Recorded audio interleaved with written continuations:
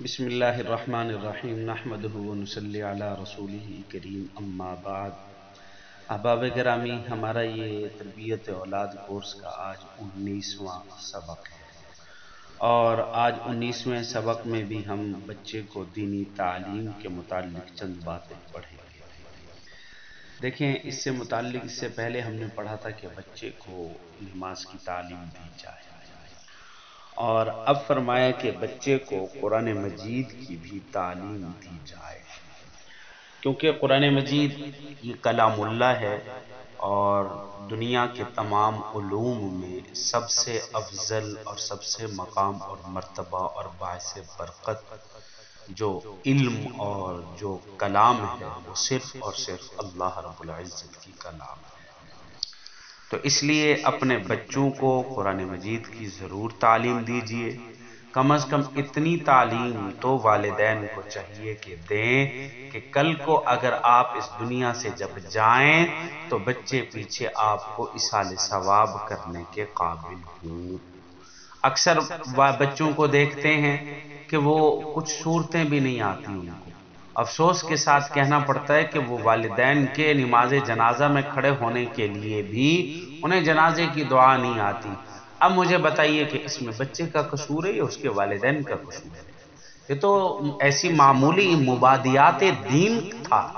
مبادیات دین کی باتیں تھیں، دین کی ابتدا کی تھی، یہ تو والدین کو چاہیے تھی۔ اس لیے اپنے بچوں کو سب سے پہلے قرآن مجید کی تعلیم دیں۔ اچھا، قرآن مجید کی تعلیم میں آپ سب سے پہلے کس انداز میں قرآن کی تعلیم دیں گے کہ آپ اپنے بچے کو سب سے پہلے قرآن مجید کی اہمیت، قرآن مجید کے فضائل بتائیں کہ یہ کلام اللہ ہے، اس کو بغیر وضو کے نہیں چھویا جاتا، اس کو وضو کے ساتھ ہاتھ لگایا جاتا ہے، اور اس کو اٹھانے کا طریقہ اپنے بچے کو بتائیں کہ جب اٹھائیں تو اس کو دائیں ہاتھ سے سینے سے لگا کر اٹھائیں، اور اس کو کسی اونچی جگہ پر رکھیں، آپ اس کو زمین پر رکھ کر نہیں پڑھ سکتے۔ اپنے بچے کو بتائیں، آپ اپنے جو باقی اسکول کی کتابیں اور دین کی کتابیں، خصوصاً قرآن مجید، ان میں اور اس میں زمین آسمان کا فرق ہے، مقام میں، رکھنے میں، باقی چیزوں میں، تو اس لیے ان کا ان کے ساتھ کبھی بھی موازنہ نہ کیا جائے۔ یہ باتیں ابتدا سے آپ اپنے بچوں کو سکھائیں، اور پھر اس کے بعد سب سے پہلے آپ اپنے بچے کو نورانی قاعدے کی اچھے طریقے سے تعلیم دیں۔ اگر والد اور والدہ میں سے کوئی بھی قرآن مجید کی تعلیم جانتا ہے، قرآن مجید اچھے تلفظ سے جانتا ہے، تو اسے چاہیے کہ اپنے بچے کو خود نورانی قاعدہ پڑھائے، اس کا جوڑ کرائے، اس کو اس انداز میں پڑھائے کہ بچہ آگے قرآن مجید پڑھنے میں اسے آسانی ہو۔ اور پھر اس کے بعد جب نورانی قاعدہ، اگرچہ آپ کا 1 سال کیوں نہ لگ جائے، لیکن پڑھایا اچھے انداز میں جائے، اور پھر اس کے بعد نورانی قاعدہ جب مکمل ہو جائے تو آپ ان کو نماز حنفی پڑھائیں، کیونکہ نماز حنفی کے اندر پہلے 6 کلمے ہیں، پھر اس کے بعد نماز کا مکمل طریقہ ہے، اور نماز جنازہ کا طریقہ ہے، نماز جمعہ کا طریقہ ہے، عیدین کا طریقہ ہے۔ یہ ساری نمازیں آپ اپنے بچوں کو سکھائیں۔ بچہ جوں جوں عمر میں بڑا ہوتا جائے، سمجھدار ہوتا جائے، تو یہ سارے احکام، عید کی نماز کے متعلق، جمعے کی نماز کے متعلق، جمعے کے احکام، جمعے کے فضائل، آپ اپنے بچوں کو، یہ والدین کو چاہیے کہ خود سکھائیں۔ اور پھر اس کے بعد آپ اپنے بچے کو سب سے پہلے ناظرہ پڑھائیں۔ ناظرہ اچھے طریقے سے آپ پڑھائیں، بڑے خوبصورت انداز میں اپنے بچے کو ناظرہ پڑھائیں، اور ناظرہ پڑھانے کے بعد اگر اللہ تعالیٰ توفیق دے اور شوق ہو تو اپنے بچے کو، اور بچے کا ذہن بھی قبول کرے، یہ شرط ہے، بچے کا ذوق بھی ہو، تو آپ اپنے بچے کو قرآن مجید حفظ کرائیں۔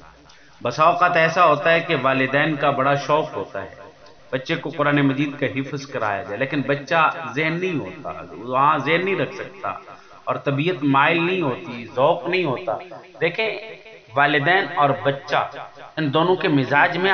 فرق ہوتا ہے۔ والدین چاہتے ہیں کہ بچہ ہمارے ہر مزاج پر اترے، ایسا نہیں ہے۔ آپ اپنے مزاج کو بچے کے مطابق ڈھالنے کی کوشش کریں تو آپ کے بچے کی تربیت درست ہو جائے گی اور بچہ آگے چل کر کچھ کامیابیوں کی راہوں پر چلے گا۔ تو اس لیے آپ اپنے بچے کو حفظ کرائیں۔ اگر اللہ تعالیٰ نے اسے ذہین بنایا ہے، اللہ تعالیٰ نے اس کو شوق دیا ہے، اس کو میں نے کہا کہ آپ پہلے فضائل بتائیں گے تو جب بچہ آگے میدان میں آئے گا تو بچے کو خود بخود شوق ہوگا، کیونکہ اس کے بہت بڑے فضائل ہیں۔ قرآن مجید میں حدیث مبارکہ میں کیسے آتا ہے کہ کل قیامت کے دن جو وہ بچے کہ جنہوں نے قرآن مجید حفظ کیا ہے ان کے والدین کو کل سونے کے تاج پہنائے جائیں گے اور ان کی روشنی ایسے چمکدار ہوں گے کہ سورج کی روشنی بھی اس کے آگے ماند پڑ جائے گی۔ اتنے بڑے خوبصورت تاج یہ والدین کے سر پہ رکھے جائیں گے۔ یہ دنیا تو عارضی ہے، یہاں کوئی پتہ نہیں، کوئی انسان یہاں اپنی گارنٹی نہیں دے سکتا۔ افسوس سے کہنا پڑتا ہے کہ انسان اپنے ہاتھوں کی بنائی ہوئی چیز کی گارنٹی دے دیتا ہے۔ آج بازار میں جائیں کوئی چیز لینے کے لیے تو کہتے ہیں 1 سال کی گارنٹی ہے، بعض کہتے ہیں 1 سال کی وارنٹی ہے، لیکن اس اللہ کے بندے سے کوئی پوچھے بھائی میں اگر 1 سال کے بعد یہاں آؤں تو آپ بھی موجود ہوں گے یا نہیں ہوں گے؟ آپ مجھے اپنی بھی گارنٹی دے سکتے ہیں یا نہیں دے سکتے؟ تو اس لیے انسان کی زندگی کا کسی کو کوئی علم نہیں ہے، تو اس وجہ سے اپنے بچوں کو ایسا بنائیں کہ کل آخرت میں آپ کے لیے صدقہ جاریہ بنے۔ اور اس کے بعد آپ اپنے بچوں کو سیرت النبی صلی اللہ علیہ وسلم کی تعلیم دیں۔ آپ صلی اللہ علیہ وسلم کے حالات، آپ صلی اللہ علیہ وسلم کی محبت، آپ کی سیرت آپ اپنے بچوں کو سکھائیں، اور اسی کے ساتھ آپ صلی اللہ علیہ وسلم کی ازواج مطہرات کے متعلق بھی بتائیں۔ آپ کی ازواج کتنی ہیں، ان کے نام کیا ہیں، ان کے مختصراً حالات آپ اپنے بچوں کو ضرور بتائیں۔ اور آپ صلی اللہ علیہ وسلم کی بنات اربع، آپ کی بیٹیاں کتنی تھیں اور آپ کے بیٹے کتنے تھے، آپ صلی اللہ علیہ وسلم کی بیٹیوں کے نام کیا ہیں، چھوٹی ترتیب سے نام یاد کریں، بڑی بیٹی، پھر اس سے چھوٹی، پھر اس سے چھوٹی، پھر اس سے، اس انداز میں آپ اپنی بچیوں کے نام بھی حضرت زینب، رقیہ، ام کلثوم اور حضرت فاطمہ الزہرا رضی اللہ تعالی عنہم، ان سب کے نام سکھائیں اور پھر ان کے فضائل سنائیں ان کو، اور پھر اس کے ساتھ حضرات اہل بیت کے فضائل اور ان کے متعلق بتائیں کہ اہل بیت کون کون ہیں، یہ حضور کے گھر والے ہیں، ان کی بڑی شان ہے۔ پھر حضور کے صحابہ کے متعلق بتائیں، بدری صحابہ کے متعلق بتائیں، مہاجر صحابہ کے متعلق بتائیں، انصاری صحابہ کے متعلق اپنے بچوں کو بتائیں، اور خلفائے راشدین حضرت سیدنا صدیق اکبر، حضرت عمر بن خطاب، حضرت عثمان غنی، حیدر قرار، شیر خدا، حضرت علی بن ابی طالب رضی اللہ تعالی عنہم، ان کے متعلق آپ اپنے بچوں کو تعلیم دیں، اپنے بچوں کو بتائیں۔ اور یہ میں نے آپ کو ایک میدان دے دیا ہے، ایک عنوان دے دیے ہیں، باقی آپ نے اس عنوان پر اپنے بچوں کو آگے ٹریٹ خود کرنا ہے، ان کو خود آگے چلانا ہے، خود سمجھانا ہے، اس کے مزاج کے مطابق والدین کو چاہیے اس کے مطابق اس کی تربیت کرنے کی کوشش کریں۔ انشاءاللہ تعالی اللہ رب العزت آپ کے بچے کو ایک نمونہ بنائیں گے، ضرب المثل بنائیں گے، آپ کے بچے کی تربیت ایسی ہوگی کہ آپ دنیا میں بھی خوش ہوں گے اور کل آخرت کے دن بھی اپنے بچے کی اس تربیت کا ثمرہ حاصل کریں گے۔ اللہ رب العزت ہمیں نیک عمل کرنے کی توفیق عطا فرمائے۔ وآخر دعوانا الحمدللہ رب العالمین۔